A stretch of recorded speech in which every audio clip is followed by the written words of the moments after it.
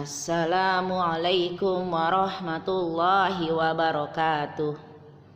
Apa kabar semuanya? Alhamdulillah, bersama Salsabila. Allahu Akbar. Hai sahabat soleh dan solehah, apa kabar kalian semua? Alhamdulillah, semoga kalian sehat selalu dan dalam lindungan Allah Subhanahu wa Ta'ala. Nah, teman-teman, sebelum kita mulai pelajaran, materi hari ini adalah fikih kelas 3, pelajaran 4 sampai 7. Di dalam pembahasan ini kita akan mengenal sholat Jumat, syarat sah sholat Jumat, kemudian adab sholat Jumat, dan tata cara sholat Jumat. Nah, sebelum kita mulai pelajaran, jangan lupa kalian melakukan pembiasaan paginya ya, yaitu dengan melaksanakan sholat duha. Jangan lupa membantu ayah bunda di rumah juga ya. Dan kalian tetap selalu menjaga kesehatan. Baik teman-teman, sebelum kita mulai pelajaran, kita berdoa dulu yuk. Sama-sama kita bismillah. Bismillahirrahmanirrahim. Raditu billahi rabba wa bil islami dina wa bi muhammadin nabiyyahu wa rasula. Rabbi zidni ilma warzuqni fahma. Allahumma anfa'ni bima 'allamtani wa 'allimni ma yanfa'uni wa zidni ilma. Assalamualaikum warahmatullahi wabarakatuh. Waalaikumsalam warahmatullahi wabarakatuh. Alhamdulillah kita sudah berdoa teman-teman. Baik, kita akan membahas pertemuan kali ini adalah pelajaran keempat mengenal sholat Jumat. Nah teman-teman, selain sholat fardu yang 5 waktu itu, ada juga sholat Jumat yang hukumnya fardu. Fardu itu artinya wajib. Dan sholat Jumat ini adalah perintah Allah. Bukan hanya sholat 5 waktu saja, tetapi sholat Jumat terdapat di dalam surat Al-Jumu'ah ayat 9. Berarti ini adalah kewajiban bagi setiap muslim ya.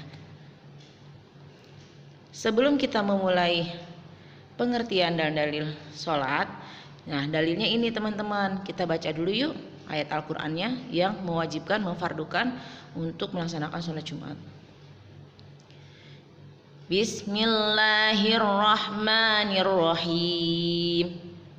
Ya ayyuhalladzina amanu idza nudiya lis-sholati min yaumil jumu'ati fas'au ila dzikrillahi wa darul bai'. Dzalikum khairul lakum in kuntum ta'lamun. Nah, di dalam buku paket kalian halaman 103, ayatnya kurang sedikit sayang ya. Ta'lamunnya tidak ada ya. Apa artinya teman-teman? Wahai orang-orang yang beriman, apabila telah diseru untuk melaksanakan sholat pada hari Jumat, maka segeralah kamu mengingat Allah dan tinggalkanlah jual beli. Yang demikian itu lebih baik bagimu jika kamu mengetahui. Sholat Jumat adalah sholat wajib 2 rakaat yang dikerjakan pada waktu zuhur di hari Jumat. Ada hadis juga sayang yang dijelaskan ya di dalam buku paket kalian, nanti kalian bisa buka di halaman 104. Selanjutnya, keutamaan hari Jumat. Nah, yang pertama, hari yang mulia dan penuh dengan keberkahan. Yang kedua, Nabi Adam diciptakan dan diturunkan ke bumi. Yang ketiga, kiamat terjadi pada hari Jumat. Dan yang keempat, Nabi Adam diwafatkan dan diterima taubatnya di hari Jumat juga. Nah, inilah beberapa keutamaan di hari Jumat. Sebelum kita beralih ke materi berikutnya, pada semester 1 pernah Bu Guru jelaskan untuk siapa fardu sholat Jumat itu, yaitu bagi muslim laki-laki yang sudah akil balik ya, tanpa ujur syar'i. Dia harus, kalau tidak ada ujur syar'i, dia harus melaksanakan sholat Jumat kecuali dalam kondisi uzur atau sakit. Seperti hadis Rasulullah yang ada pada buku paket kita di halaman 104, kita mengetahui bahwa yang wajib mengerjakan sholat Jumat itu hanya laki-laki muslim, dewasa, sehat dan merdeka.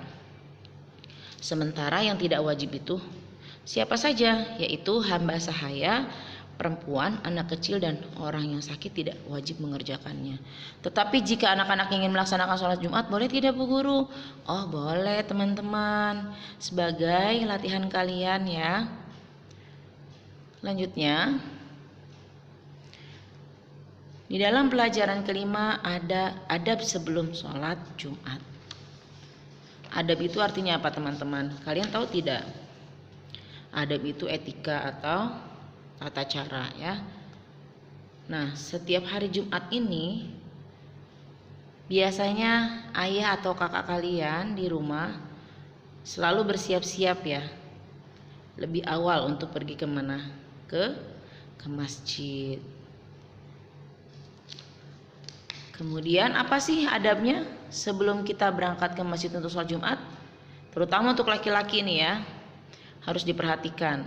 Yang pertama itu mandi sebagaimana mandi wajib. Jadi sebelum kita melaksanakan sholat Jumat, ada adab-adab yang hendaknya kita pelihara. Adab tersebut merupakan sunnah yang diajarkan siapa? Pinter. Iya, yang diajarkan oleh Rasulullah SAW. Yang pertama, mandi sebagaimana mandi wajib. Yang kedua, memotong kuku, jari, tangan dan kaki. Yang ketiga, memakai pakaian bersih dan terbaik. Tidak mesti pakaian yang mahal ya teman-teman ya. Pakaian bersih yang terbaik artinya tidak compang-camping, nggak mesti baru. Dan nggak gembel juga, artinya baju yang robek-robek udah kita pakai. Jadi kalau seperti itu, kita menghinakan diri kita di hadapan orang-orang kafir. Jadi orang muslim itu harus tampil bersih, rapi, dan tidak menghinakan dirinya dengan pakaian yang sudah robek-robek misalnya ya. Usahakan pakaian yang terbaik. Yang keempat, memakai wangi-wangian. Yang kelima, pergi ke masjid lebih awal, karena pahala orang yang lebih awal datangnya pasti akan berbeda dengan orang yang terlambat datang. Yang keenam, sholat sunnah semampunya. Sholat sunnah itu kayak gimana teman-teman? Nah, sholat sunnah ini dilakukan kan 2 rakaat, tetapi boleh berulang-ulang sampai kita mampu. Mau kita 2 rakaat salam sampai kita melaksanakan 6 rakaat 3 kali salam juga boleh, atau 8 rakaat masing-masing 2 salam juga boleh ya. Selanjutnya, yang ketujuh, disunahkan membaca surat Al-Kahfi. Membaca surat Al-Kahfi ini boleh dibaca pada malam atau siang pada hari Jumat. Dan yang kedelapan, disunahkan perbanyak berdoa kepada Allah, karena hari Jumat ini adalah hari yang diberkahi. Pelajaran keenam tentang syarat-syarat sholat Jumat. Apa saja syarat-syarat sholat Jumat? Syarat yang pertama itu muslim pastinya. Kalau dia bukan orang muslim, selain tidak beragama Islam, bukan agama Islam, berarti dia kan kafir ya, bisa Kristen, Hindu, Buddha dan lain-lain. Ini syarat mutlak pertama adalah muslim. Adapun orang yang non muslim tidak terkena kewajiban sholat Jumat. Yang kedua, laki-laki. Perempuan tidak wajib mengerjakan sholat Jumat ya, yang wajib itu adalah laki-laki. Yang ketiga, baligh. Baligh itu sudah dewasa. Meskipun begitu, anak-anak juga perlu dibiasakan untuk mengerjakan sholat Jumat. Jadi sebagai latihan kalian ya. Yang keempat, sehat. Sehat berarti orang yang sakit ini tidak terkena kewajiban sholat Jumat. Yang kelima, syaratnya adalah orang yang mukmin, bukan orang yang safar, bukan mukmin, orang yang mukim, berarti orang yang berada di tempat tinggalnya, dan bukan orang yang sedang dalam perjalanan. Syarat sah sholat Jumat. Yang pertama, dilaksanakan di suatu perkampungan atau kota. Yang kedua, dilaksanakan di masjid. Dan yang ketiga, terdapat 2 khutbah yang diselingi dengan duduk sejenak. Jadi wajib hukumnya bagi jamaah untuk mendengarkan khutbah. Ketika khatib sudah naik mimbar, dilarang berbicara sedikit pun. Siapa nih yang suka masih ngobrol ketika khatibnya sudah apa sayang? Sudah naik ke mimbar dan berkhutbah, terus jamaahnya ngobrol. Nah, ini jangan dibiasakan ya. Mulai hari ini kita harus disiplin ketika kita melaksanakan sholat Jumat. Maka laksanakanlah syarat sah sholat Jumat ini. Kemudian, adapun ketika khatib naik mimbar, dianjurkan untuk sholat sunnah tahiyatul masjid 2 rakaat. Kemudian sholat sunnah 2 rakaat berulang-ulang semampunya. Namun bagi orang yang terlambat masuk masjid, cukup sholat tahiyatul masjid saja, sekalipun khatib sedang khutbah. Pelajaran ke-7, tata cara sholat Jumat. Yang pertama, khatib naik mimbar dan memberikan salam. Bagaimana salam? Assalamualaikum warahmatullahi wabarakatuh. Yang kedua, muazin mengumandangkan azan setelah khatib duduk. Yang ketiga, khatib menyampaikan khutbah pertama. Khutbah berisi puji-pujian. Kalau khutbah yang pertama ini khutbah yang berisi puji-pujian kepada Allah, sholawat kepada Rasulullah, dan nasihat agar bertakwa kepada Allah. Ini untuk khutbah pertama. Selesai khutbah pertama, khatib duduk sejenak. Selanjutnya yang kelima, khatib berdiri untuk khutbah yang kedua, lalu berdoa. Nah, sekarang pertanyaannya, kalau khutbah kedua isinya apa, teman-teman? Bagus, berarti kalian sudah menyimak nih. Khutbah kedua, ini khatib juga memuji Allah, bersolawat, dan menasihati kaum muslimin agar selalu bertakwa kepada Allah. Ini adalah isi khutbah kedua. Tata cara sholat Jumat yang berikutnya, muazin mengumandangkan iqamah. Dan yang terakhir, imam memimpin sholat Jumat 2 rakaat. Nah, teman-teman, dari pembahasan ini nanti kalian bisa mengulang-ulang kembali, karena ini hanya pengulangan saja sebetulnya. Pada bab-bab sebelumnya kita pernah mempelajari ya untuk masalah sholat Jumat ini.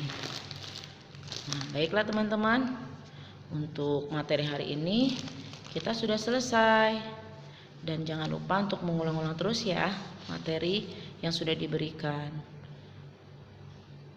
Pesan Bu Guru, tetaplah selalu menjaga kesehatan, makan makanan yang sehat, kemudian menghormati ayah bunda, membantu ayah bunda di rumah, dan menjaga adik ya. Kemudian hidup rukun bersama keluarga. Terima kasih teman-teman. Untuk mengakhiri pelajaran ini kita ucapkan hamdalah ya. Alhamdulillahirabbil alamin. Kita tutup dengan doa kafaratul majlis. Subhanakallahumma wa bihamdika asyhadu an la ilaha illa anta astaghfiruka wa atubu ilaik. Sampai berjumpa kembali teman-teman. Assalamualaikum warahmatullahi wabarakatuh.